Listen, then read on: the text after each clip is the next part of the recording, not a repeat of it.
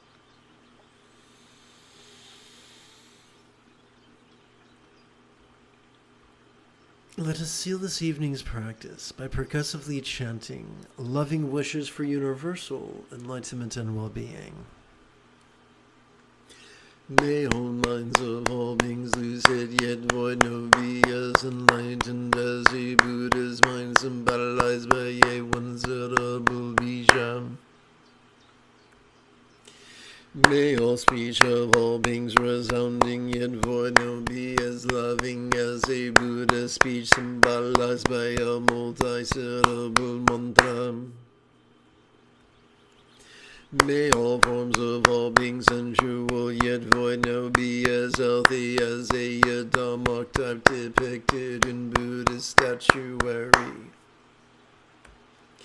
May all lots of all beings appearing yet void no be as fortunate as a pure land of law depicted in Buddhist paintings.